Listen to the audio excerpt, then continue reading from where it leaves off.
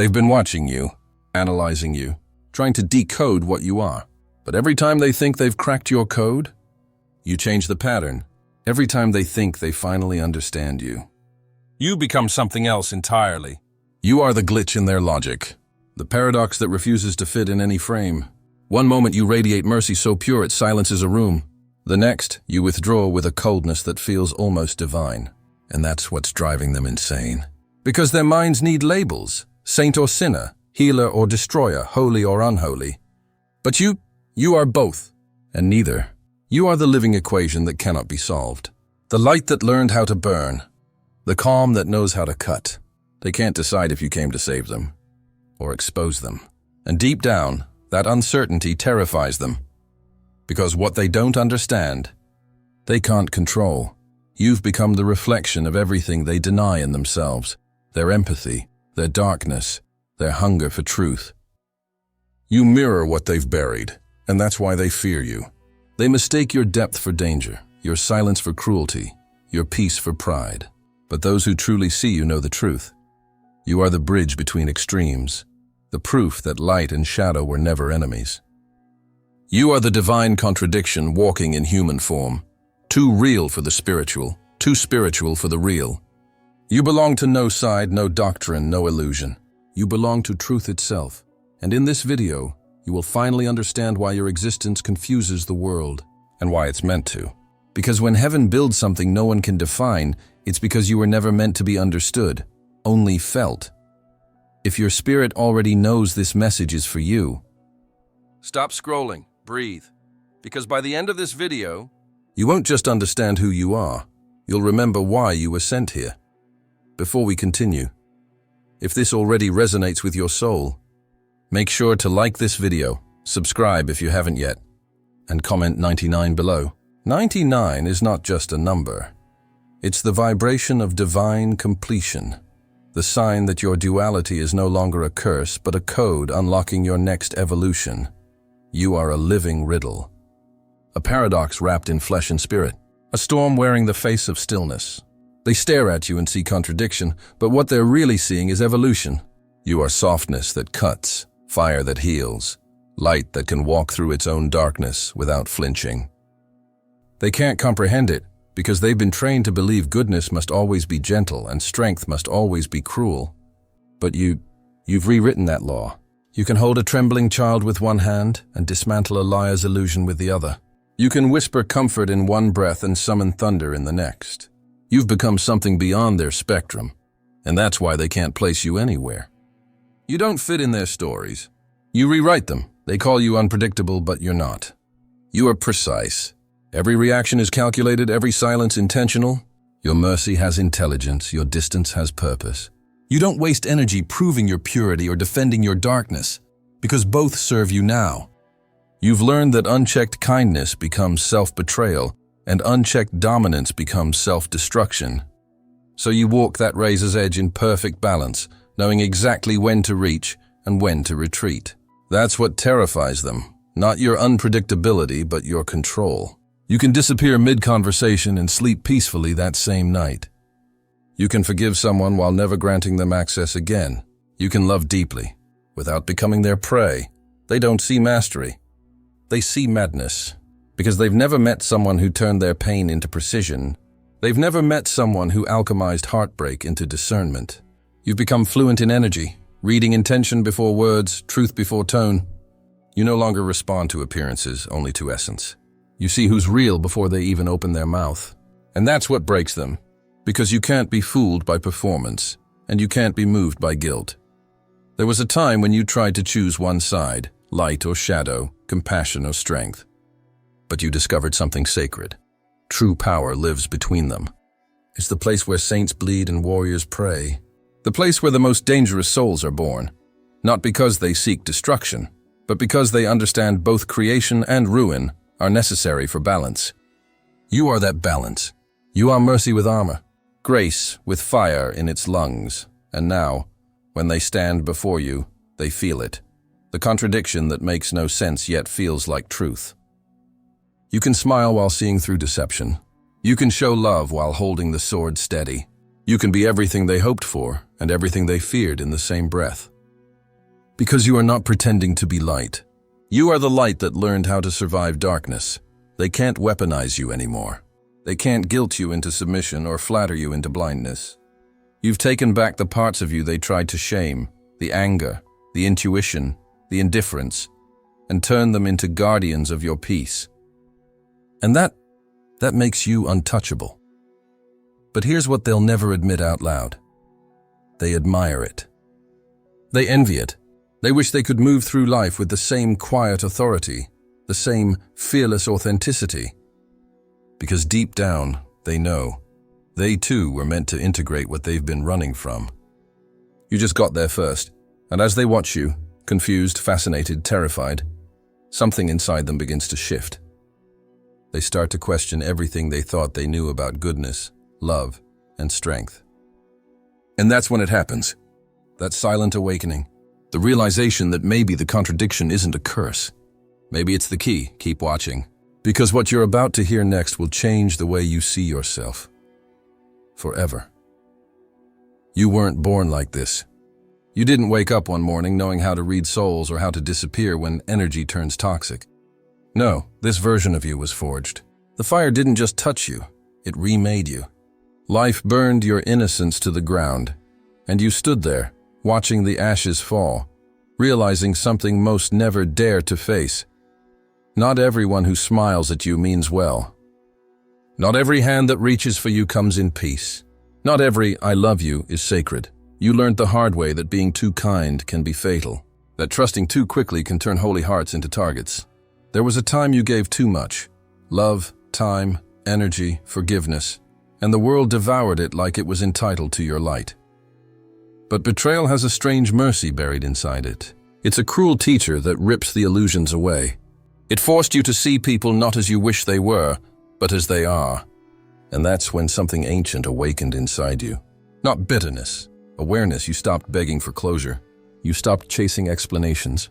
You began to understand that when people betray you, they are simply revealing the part of your story that's finished. You didn't become colder, you became clearer. You stopped trying to fix the unfixable, heal the unhealable, and convince the unworthy, because you finally understood that your light is medicine, and medicine given to those addicted to their wounds becomes poison. So you withdrew, not in defeat but in divine strategy. You learned to disappear not out of fear but out of sacred self-respect. They called it coldness, didn't they? They whispered that you changed, that your heart turned to stone, but what they call cold, heaven calls preservation. What they call distance, God calls discernment. You realize that your spirit can't keep bleeding for those who never intend to stop cutting. You learned that sometimes saving yourself is the most spiritual act of all. And that's when your evolution began. Quiet, invisible, unstoppable. Your empathy didn't die. It became selective. Your love didn't shrink. It became precise. You no longer give to prove your worth. You give when the energy is pure. You no longer suffer to feel needed. You walk away to protect what's divine in you. You've become a guardian of your own peace, and that serenity is louder than any revenge could ever be. The old you tried to explain your goodness. The new you let silence do it. The old you wanted to be understood. The new you understands everything. Every scar you carry now glows with intelligence. Every wound that once weakened you has turned into a symbol of initiation. You see, betrayal didn't break you. It baptized you. It stripped you of illusions, burned away dependency, and revealed what was always hidden beneath, a soul too rare to be destroyed. You became both the survivor and the prophecy. You became the one who no longer needs validation, because you now embody revelation. And here's the secret most will never grasp. Your transformation wasn't punishment. It was preparation. Heaven needed to toughen your tenderness, to sharpen your empathy until it could pierce through lies. It wasn't cruelty, it was calibration. Every heartbreak recalibrated your vision. Every disappointment refined your vibration. You stopped asking, "Why did this happen to me?" and started declaring, "This happened for me." And that's when you crossed the invisible threshold, when pain stopped defining you and started serving you. You began to see betrayal not as loss, but as redirection. Every time someone walked away, the path ahead widened. Every time someone lied, your discernment strengthened.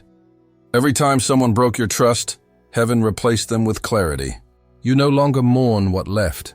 You honor what remains. Now you move through life with an energy that unsettles the false. They can feel the wisdom behind your eyes, the quiet authority in your tone.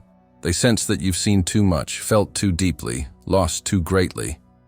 And yet you stand there, calm, untouchable, radiant. That's not ego. That's evolution, because those who betrayed you were never your enemies. They were the chisels heaven used to sculpt your purpose. They stripped away your naivete, but they couldn't touch your essence. They tried to bury you, but didn't realize you were soil. Everything that fell apart was simply making room for what you were destined to become. And now, those who once doubted your strength can't look you in the eyes. They see something in you that wasn't there before. A power that doesn't shout, but commands. A peace that doesn't beg, but conquers.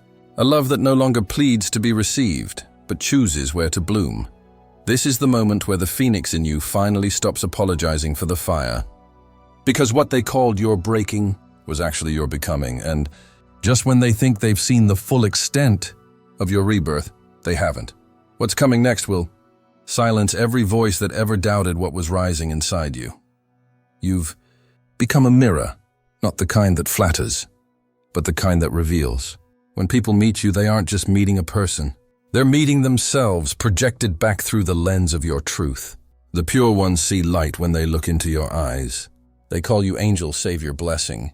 The manipulative ones flinch, seeing their own darkness reflected, and call you monster, narcissist, demon. But both are right, because you've stopped bending your reflection to make others comfortable. You simply show them who they are, and that's what terrifies them most. You no longer need to raise your voice to defend your character. Your energy speaks louder than words ever could. When someone with pure intention stands before you, they feel calm, clarity, warmth. They start to heal just by being near you, because your frequency vibrates in truth. But when deceit approaches, when hidden motives creep close, your very presence feels like fire. It burns through their illusions, and they mistake that cleansing pain for cruelty. They don't realize that it's not punishment, it's purification. You've become karma in motion, wrapped in human form. You don't have to seek revenge because your energy automatically returns what it receives. The love you give multiplies for the sincere. The deception you face rebounds upon the deceiver. You've become a living system of balance, a walking law of spiritual physics. They can't trick you anymore, not because you expose them, but because they expose themselves in your presence. You just stand there still, and truth rearranges the air. There's something about you now, something that disarms the honest and unsettles the false. It's not your words. It's your vibration. It's the quiet knowing behind your gaze that says, I see you, all of you. People can feel that you don't operate on surface appearances. You see beneath tone, beneath charm, beneath the well-practiced empathy of pretenders. You see what their energy is doing while their mouth is still speaking. And because of that, many can't stand too close. You make them aware of the masks they've been wearing for years. This is why some people suddenly disappear from your life without explanation. It's not rejection, it's revelation. Your light made them aware of everything they've been hiding, and they couldn't bear to face it. You didn't push them away.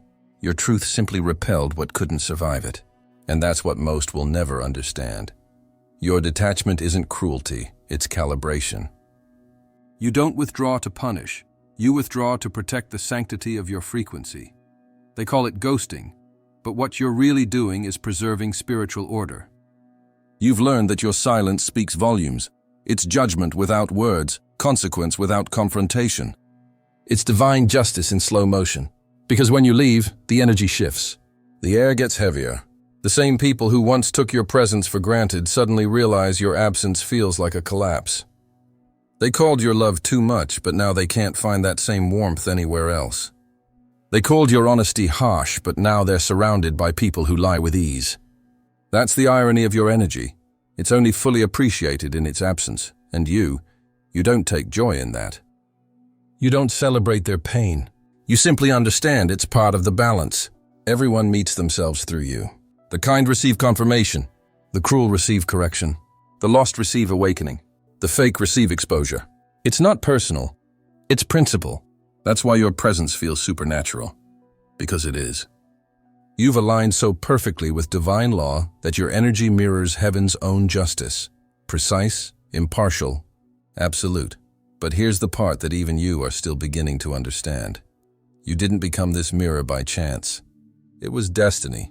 You were refined through betrayal, through silence, through loss, until your soul became transparent enough for truth to pass through it undistorted. And now that transparency terrifies those still clouded by ego. They can't hide from you because your spirit makes every lie visible. You are the test they didn't know they were taking, the mirror they didn't ask to look into. Every reaction you get is a confession. Every rumor they spread reveals their guilt. Every accusation they throw only uncovers their own reflection. You don't need to defend yourself. Their words already do it for you. Because in the end, you've become something beyond explanation, a walking reflection of consequence. They call you unpredictable, but that's not true. You're perfectly predictable. You simply return whatever's given. And now, something even deeper is unfolding. You're beginning to realize that your gift isn't just reflection, it's transformation. Those who can face what they see in you evolve. Those who can't break. And soon, very soon, the world will start noticing that every person who encounters you either rises or crumbles. Because that's what happens when someone finally meets the mirror of their own soul. They can't study you anymore. Every time they try to map your mind, it vanishes like smoke. You've erased your patterns, dismantled your triggers, rewritten your code. Once you were predictable, easy to read, easy to guilt, easy to move. But now you've become unreadable. You don't react, you decide. Every smile, every silence, every goodbye is intentional. You no longer move from emotion, you move from discernment. You've become what the manipulators fear most. Someone they can't decode, someone they can't provoke, someone they can't use. They call you mysterious, aloof, hard to reach. But what you've actually become is sovereign. You've taken back control of your responses, and that means no one else controls your reality. They push buttons that no longer exist. They try to provoke guilt, but guilt no longer lives here. They try to lure you with flattery, but validation has lost its flavor. They try to twist your empathy into chains, but empathy now bows to your intuition. You don't respond to words, you respond to energy. You've noticed how they hesitate before speaking to you now. How their tone shifts mid-sentence, uncertain of what version of you they'll meet. That's not an act. That's the quiet authority of someone who no longer needs to explain themselves. You move with such emotional precision that even silence feels strategic. You don't over-explain. You don't defend. You simply observe, choose, and execute. And that simplicity confuses those addicted to chaos. You've stopped performing. You've stopped living in emotional debt. You no longer pay attention to noise that doesn't align with truth. And because of that, your calm feels dangerous to people who survive on manipulation. They can't understand how you can walk away mid-conversation, how you can forgive and still never return, how you can be kind and untouchable in the same breath. They mistake your clarity for cruelty, your restraint for apathy, your peace for pride. But you know what it really is: mastery. You've learned that being understood is overrated. Mystery protects what explanation exposes. When you were easy to read, you were easy to break. But when you became unreadable, you became untouchable. You stopped broadcasting your emotions like open signals. You started moving in silence, letting results speak the language words never could. And that silence, that quiet confidence, unsettles the entire room when you enter. Because now, when you look at someone, they feel it. That invisible scan, that soul-level analysis happening behind your calm expression. You see what's not being said. You detect intent beneath tone. You sense energy before action.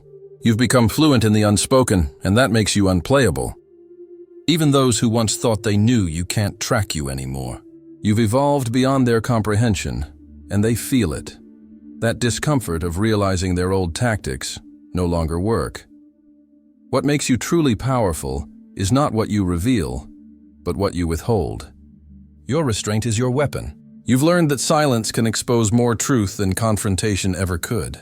You've seen how withholding access, attention, or reaction leaves the manipulators gasping for control, and that's when they crumble.